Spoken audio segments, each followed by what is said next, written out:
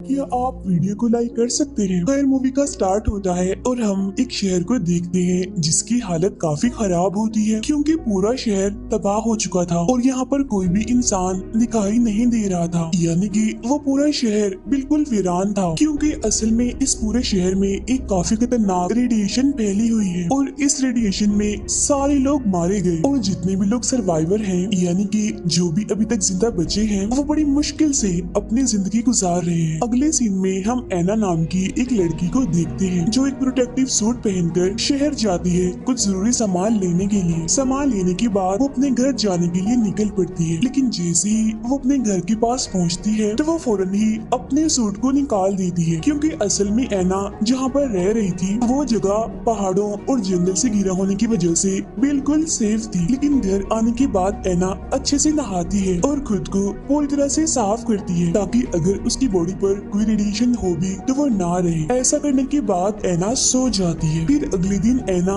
जब अपने डॉग के साथ अपने लगाए हुए ट्रैप को देखने के लिए जाती है तो वो देखती है कि इस ट्रैप में तो कोई भी चीज नहीं फंसी इन्हें जो उसके खाने के काम आ सकती। लेकिन तभी अचानक से एना का डॉग वहाँ से भागने लगता है, इसीलिए अब एना भी उसके पीछे पीछे जाने लगती है। जहाँ वो अपने डॉग का पीछे करते करते एक अजीब तरह की दिखने वाली गाड़ी के पास पहुँचती है और तभी उसका डॉग किसी को देखकर वहाँ से भागने लगता है। इसी वजह से अब एना भी एक जगह पर छुपकर ये देखने लगती है कि आखिर वहाँ पर कौन है, इन्हें जिसको देखकर उसका डॉग वहाँ से भाग गया। जहाँ पर एना देखती है कि एक आदमी एक सूट पहने उसी गाड़ी के पास आता है और इस आदमी का नाम जॉन होता है। फिर वो अपनी मशीन से वहाँ पर रेडिएशन चेक करने लगता है, लेकिन उसे यहाँ पर रेडिएशन नहीं मिलती, जिसकी वजह से जॉन काफी खुश हो जाता है और वो अपना सूट उतार देता है और खुशी से जोरों जोरों से चिल्लाने लगता है। खैर ऐसा करने के बाद जॉन वहाँ से आगे बढ़ जाता है। जहाँ उसके जाने के बाद एना अब उसकी गाड़ी के पास आती है, लेकिन तभी एना का डॉग उसे अपने साथ चलने के लिए कहता है और जब एना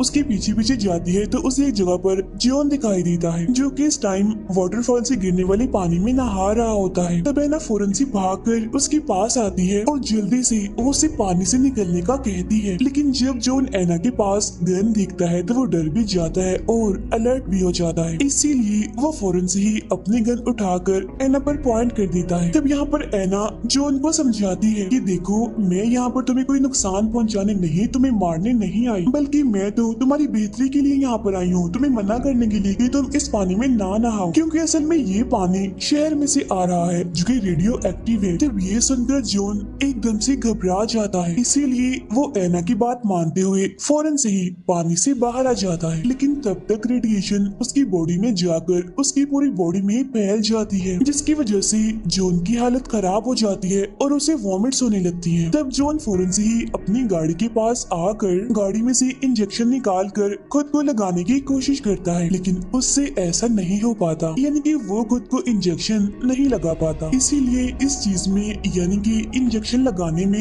एना उसकी मदद करती है। फिर वो जॉन को अपने घर के पास लाकर उस पर पानी डालकर उसे अच्छे से साफ कर देती है। ऐसा करने के बाद वो जॉन को घर के अंदर ले आती, जहाँ जॉन की तबीयत अभी भी काफी खराब होती है। अगले दिन एना जॉन के लिए उसकी दवाई लाकर उसे दे देती है, लेकिन इसके बावजूद भी उसकी तबीयत ठीक नहीं होती, बल्कि उसकी हालत तो देखते ही दिखते खराब होती जा रही थी। लेकिन इसके बावजूद भी एना उसका काफी ख्याल रखती है, उसकी अच्छे से देखभाल करती है। और फिर रात को जब एना जॉन को देखने के लिए आती है तो वो देखती है कि जॉन को तो काफी तेज बुखार है और वो तड़प रहा होता है। इसी वजह से अब एना उसे ठंडे पानी की पट्टियां करती है, लेकिन इसके बावजूद भी जब अगले दिन उसकी तबीयत ठीक नहीं होती, उसको होश नहीं आता, तो इस वजह से एना काफी परेशान हो जाती है और वो सच्चे दिल से जॉन की हेल्थ के लिए प्रे करती है, जहाँ अब एना की दुआ कबूल भी हो जाती है क्योंकि अब देखते ही देखते जॉन की तबीयत ठीक होने लगती है। फिर शाम को जब एना घर के बाहर बैठकर जॉन से बातें कर रही होती है तो तब एना जॉन को एक फोटो एल्बम दिखाती है जिसमें एना के भाई की पिक्चर होती है। साथ ही एना जॉन को बताती है कि असल में मैं यहाँ पर अपनी फादर और अपने भाई के साथ रहती थी, लेकिन रेडिएशन की वजह से मेरे फादर की मौत हो गई। लेकिन फिर एक दिन जब मेरा भाई जरूरत का सामान लेने गया तो तब से वो वापस नहीं आया, उसका कुछ भी अता पता नहीं है कि वो कहाँ पर है, वो जिंदा भी है, ठीक भी है या फिर नहीं। अब ये सुनकर जॉन भी काफी दुखी हो जाता है और वो बड़ी गौर से एना को देखने लगता है। फिर अगले दिन जब एना खेती कर रही होती है तो तब जॉन उसके पास आकर उसे सवाल करता है कि तुम्हारे पास तो ट्रैक्टर है तो फिर तुम उसका इस्तेमाल क्यों नहीं करती, ऐसे खेती क्यों कर रही हो। ये सुनकर एना कहती है कि ट्रैक्टर चलाने के लिए हमें फ्यूल चाहिए जो कि हमारे पास नहीं है। तब ये सुनकर जॉन कहता है कि यहाँ से कुछ ही दूरी पर एक गैस स्टेशन है, हम वहाँ जाकर फ्यूल ले आएंगे। तब ये सुनकर एना कहती है लेकिन वहाँ पर काम करने वाला कोई वर्कर नहीं है, यानी जो मुझे फ्यूल देगा। ये सुनकर जॉन उससे कहता है कि तुम इतने टाइम से यहाँ पर रह रही हो, तुम फिर भी फ्यूल हासिल न कर सकी। तब ये सुनकर एना उसे कहती है कि तुम फिक्र मत करो, मैं बहुत जल्दी फ्यूल कहीं ना कहीं से ले आऊंगी। इसीलिए अब एना जाती है और फ्यूल ले आती है और उस फ्यूल को वो कैन में भर लेती है। अब एना को ऐसा करता हुआ दूर से जॉन देख रहा होता है। घर आने के बाद एना काफी खुश होती है और वो जॉन का शुक्रिया अदा करते हुए उससे कहती है कि अकेले रहते रहते मेरे जहन से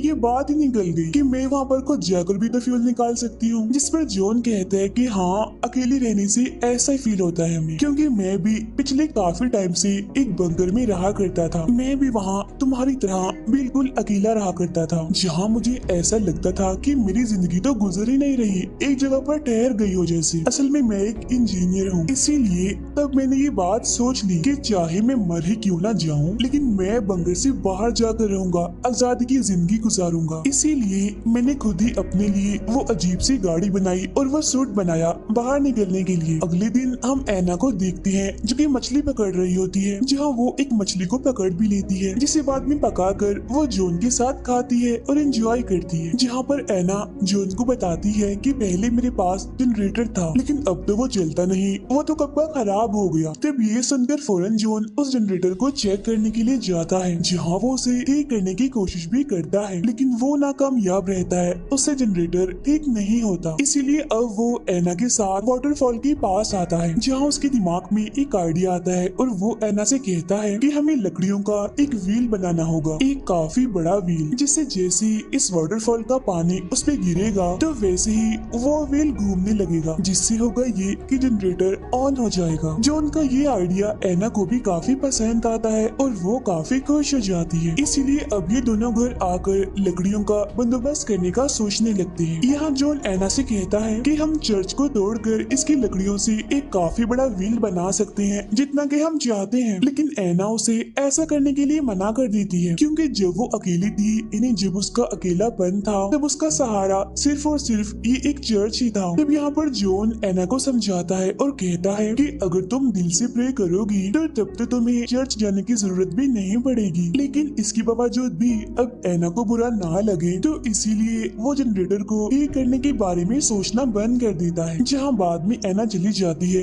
खेती करने के लिए। अब जॉन एक वीरान पड़ी हुई सुपरमार्केट में आ जाता है, जहाँ पर उसे शराब की कुछ बॉटल्स मिलती हैं, जिनको जॉन वहीं पर ही बैठकर पीने लगता है। और जब एना वहाँ पर आती है तो तब जॉन उसको देखकर ज्यादा ड्रिंक करने लगता है और बहुत ज्यादा नशे में हो जाता है। इसीलिए एना जैसे तैसे करके जॉन को घर ले आती है, जहाँ जॉन एना पर काफी चिल्लाने भी लगता है, जिस वजह से एना उदास होकर नाराज होकर वहाँ से चली जाती है। फिर अगली सुबह जॉन एना के लिए नाश्ता लेकर आता है और पिछली रात जिसने एना के साथ मिसबिहेव किया होता है वो उसके लिए भी एना से माफी मांगता है। तब उसकी माफी सुनकर एना कहती है कि इट्स ओके, मैं नाराज नहीं हूँ, रिलैक्स हो जाओ। अब हम रात का सीन देखते हैं, जहाँ पर वो दोनों कैंडल लाइट डिनर कर रहे होते हैं, जहाँ एना एकदम से बहुत ज्यादा शराब पीने लगती है। हालांकि जॉन उसे इतनी शराब पीने से मना करता है, लेकिन इसके बावजूद भी वो जॉन की एक नहीं सुनती और बहुत ज्यादा शराब पी लेती है।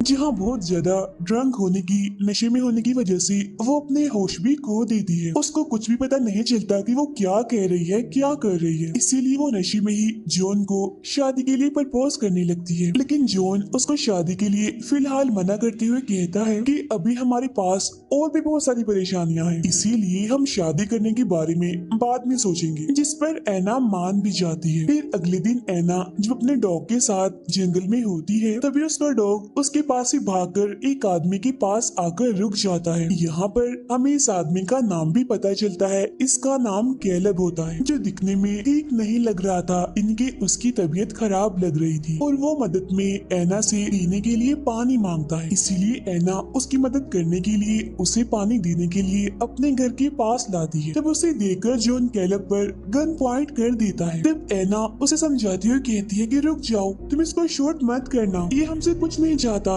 इसको बस पानी चाहिए। इसीलिए अब एना कैलब की हेल्प करते हुए उसको पीने के लिए पानी देती है। यहाँ पर कैलब उनको बताता है कि मैं यहाँ पर कुछ दूरी पर बनी एक केव में अपने साथियों के साथ रह रहा था, लेकिन रेडिएशन की वजह से मेरे सारे साथी मारे गए। इसीलिए अपनी जान बचाने के लिए मैं वहाँ से भाग गया। तो इसी वजह से क्या कुछ दिनों के लिए मैं भी आप लोगों के साथ रह सकता हूँ। तब इस पर जॉन उसे घर के बाहर रहने की परमिशन दे देता है। तब इस बात पर एना जॉन से कहती है कि हमें कैलब को घर के अंदर ही रख लेना चाहिए। इसीलिए अब वो कैलब को भी घर के अंदर ले आती है। फिर इसके बाद जब ये तीनों खाना खा रहे होते हैं तो यहाँ पर कैलब जॉन से सवाल करता है कि आखिर तुम इस तरफ कैसे आई थी। तब ये सुनकर जॉन कहता है कि असल में मैं नॉर्थ की तरफ जा रहा था, लेकिन तभी वहाँ से भागते हुए एक लड़का आया जिसकी उम्र काफी कम थी और उसकी हालत भी काफी खराब लग रही थी। वो लड़का मुझसे मेरा खाना चुराने की कोशिश कर रहा था, लेकिन रेडिएशन का शिकार होने की वजह से कुछ ही देर में उसकी हालत काफी खराब हो गई, जिसके बाद मैं उसे वहीं पर ही छोड़कर इस तरफ आ गया। खाना खाने के बाद एना कैलब को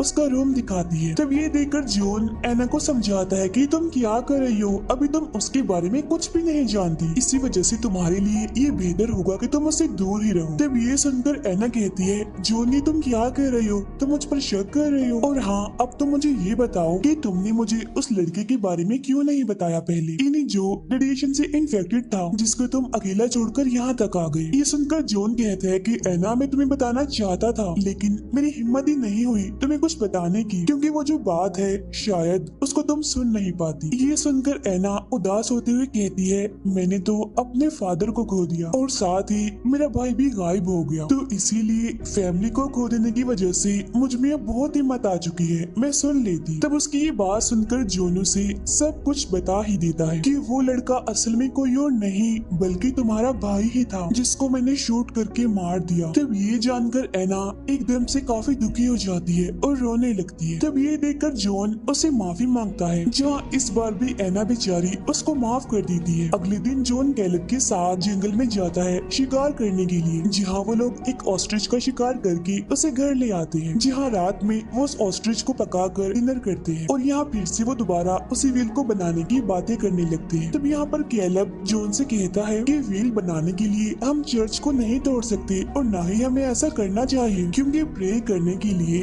चर्च एक काफी अच्छी जगह है, इसीलिए हमें उसे किसी भी किस्म का कोई भी नुकसान पहुंचाना नहीं चाहिए। लेकिन यहाँ पर इस बार एना जॉन से कहती है कि तुम्हें जो ठीक लग रहा है तुम वैसा कर लो, मैं तुम्हारे हर काम में तुम्हारा साथ दूंगी, पूरा साथ। तब उसकी ये बात सुनकर जॉन चर्च को तोड़ने के लिए मान जाता है और फिर अगले ही दिन वो तीनों चर्च को तोड़कर उसे व्हील बनाने में लग जाते। अब देखते ही देखते एना और कैलब एक दूसरे के क्लोज होते जा रहे थे, यानी वो दोनों एक दूसरे के काफी करीब होते जा रहे थे। और ये देखकर जॉन को तो बिल्कुल भी अच्छा नहीं लगता, उसे काफी बुरा लगता है। इसीलिए वो एना को अपने पास बुलाकर उसे समझाता है कि तुम जो कर रही हो मुझे उससे बुरा नहीं लग रहा, क्योंकि ये तुम्हारी जिंदगी है, तुम्हें पूरा इख्तियार है और इसी वजह से तुम्हारा ये हक भी है कि तुम जिसके साथ चाहो उसके साथ रह सकती हो, यानी चाहे तो मेरे साथ या फिर कैलब के साथ।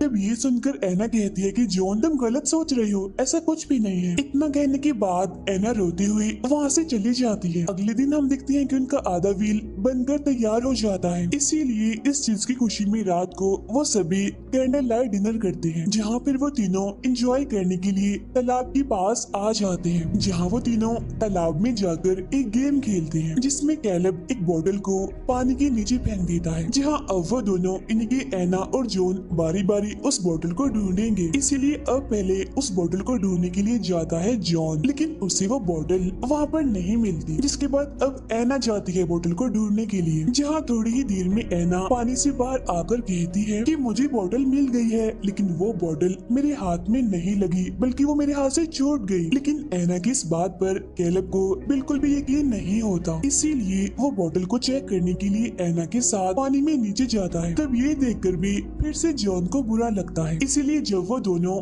पानी से बाहर आते हैं तो जॉन एना से कहता है कि अब मैं तैयार हूँ शादी करने के लिए, अब हमें शादी कर लेनी चाहिए। इसीलिए अब वो दोनों डिस्कशन करने के लिए रूम में जाते हैं, लेकिन शराब पीने की वजह से जॉन इतना ड्रंक हो जाता है कि वो सो जाता है। तब ये देखकर एना को बिल्कुल भी अच्छा नहीं लगता, इसीलिए वो कैलेब के पास जाकर उसके साथ टाइम गुजारती है। इसके बाद हम अगली सुबह का सीन देखते हैं, जहाँ पर एना नाश्ते के टेबल पर बैठी होती है, जहाँ तभी उसके साथ में कैलेब आके बैठ जाता है, जिसे देखकर एक बार फिर से जॉन को बुरा लगता है, लेकिन इस बार उसे कुछ गड़बड़ लगती है। लेकिन हम देखते हैं कि एना यहाँ पर नहीं बैठती और वह खुद ही वहाँ से चली जाती है। इसके बाद जॉन और कैलेब व्हील बनाने के आखिरी काम को करने के लिए चले जाते हैं, जहाँ रास्ते में जॉन कैलेब से कहता है कि तुम्हारे आने से मैं और एना एक दूसरे की काफी करीब आ गए, इसीलिए तुम्हारे आने का बहुत बहुत शुक्रिया। ये सुनकर कैलेब हंसते हुए जॉन से कहता है, जॉन तुमसे झूठ बोला नहीं जाता और झूठ बोलते हुए तुम अच्छे नहीं लगते, पकड़े जाते हो। असल में बात तो ये है कि तुम तो ये चाह रहे होगे कि मैं तो यहाँ पर कभी आता ही ना। और अब ये सुनकर जॉन उसकी बात का जवाब नहीं देता। खैर इसके बाद वो दोनों